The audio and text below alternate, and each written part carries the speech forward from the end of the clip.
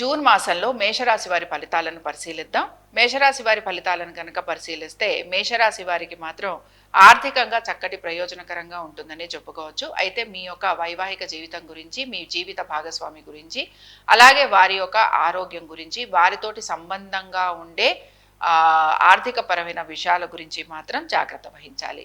ఇంకా రెండో విషయం ఏమిటి అనంటే, ఇక్కడ కొంతవరకు మీ సంతానానికి మాత్రం చాలా అనుకూలంగా ఉందండి.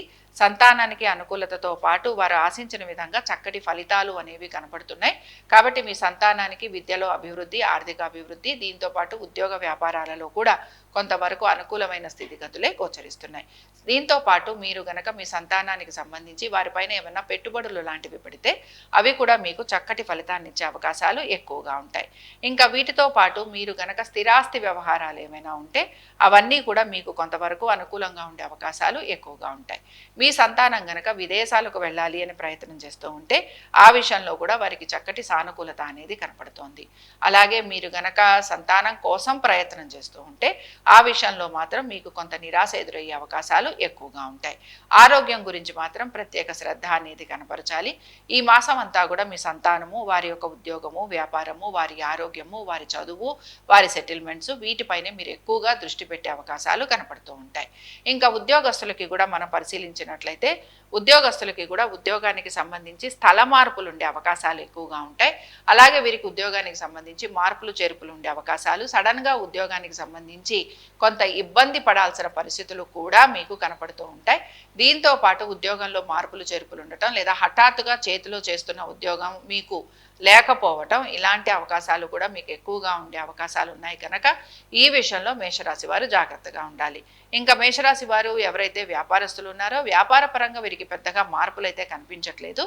అలాగే వీరు భాగస్వామ్యంలో కనుక ఉంటే ఆ విషయంలో వీరికి కొంత ఇబ్బంది మాత్రం కనపడుతూ ఉంటుంది.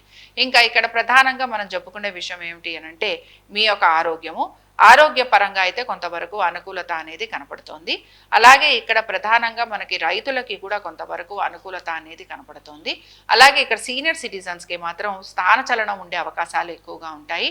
ఆ స్థానచలనం వలన మీరు కొంత ఇబ్బందికి గురయ్యే అవకాశాలు, అలాగే దీంతో పాటు సంతానంతో మీకు కొంత విభేదాలు వచ్చే అవకాశాలు, అలాగే సంతానంతో విభేదాలు రావడంతో పాటు మీ సంతానానికి సంబంధించి వారి అభివృద్ధి గురించి మీరు ఎక్కువగా ఇబ్బంది పడే అవకాశాలు కూడా కనపడుతున్నాయి. మీ సంతానానికి కొంత అనారోగ్య సూచన, లేకపోతే మీ సంతానం ఇంకా సెటిల్ కాకపోవటం, లేదా మీ సంతానానికి సడన్గా ఏమైనా ఇబ్బందులు లాంటివి వచ్చే అవకాశాలు, ఇలాంటివి ఎక్కువగా మీకు కనపడుతూ ఉంటాయి.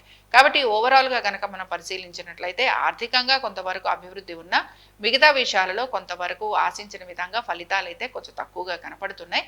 బట్ సంతానానికి చక్కటి అభివృద్ధి, అలాగే మ్యూచువల్ ఫండ్స్ కానీ, దీర్ఘకాలిక పెట్టుబడులు కానీ, వీటిల్లో మీరు కొంత ఇబ్బంది పడతారు. షేర్లలో కూడా తప్పనిసరిగా మీరు కొంతవరకు పెట్టాల్సినవి, అంటే మీరు ఎక్కడైతే పెట్టుబడులు పెడుతూ ఉంటారో అందులో కూడా మీకు ముఖ్యంగా మీకు బ్యాంకింగ్ కానీ, ఫైనాన్షియల్ సర్వీసెస్ కానీ, లేకపోతే ఎక్స్పోర్ట్ ఇంపోర్ట్స్లో కానీ, షిప్పింగ్లో కానీ, వీటిల్లో మీరు పెట్టుబడులు పెడితే అందులో మీకు కొంతవరకు అనుకూలత ఉండే అవకాశాలు ఎక్కువగా ఉంటాయి.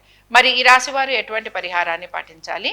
ఈ రాశివారు మాత్రం సంకటహర గణపతి స్తోత్రం ప్రతిరోజు చదవటం, అలాగే స్వామివారికి సంబంధించి సంకటహర గణపతి ఒక హోమం చేసుకోవటం వలన ఎటువంటి సంకటాలున్నా, ఎటువంటి కష్టాలున్నా, ఎటువంటి ఇబ్బందులు ఉన్నా అవి తొలగిపోయేందుకు మీకు అవకాశం అనేది కనపడుతూ ఉంటుంది.